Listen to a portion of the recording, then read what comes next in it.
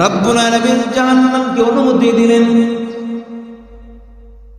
শ্বাস ছাড়ার, আরেকবার শ্বাস নেওয়ার, দুইটা শ্বাস ছাড়া নেওয়ার অনুমতি দিলেন।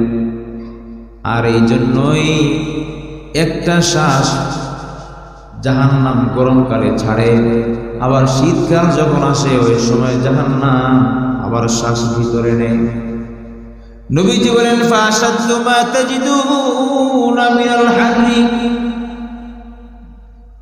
তোমরা যে দুনিয়াতে দুনিয়ার গরম তাপ তোমরা পাও, আবহাওয়া গরম তোমরা অনুভব করো, ওইটা ওই কারণে ওই গরমকালে জাহান্নাম এসে তার শ্বাস ছেড়ে দেয়। ওয়া আশাদ্দু মা তাজিদুনা মিনাজ জামহারির,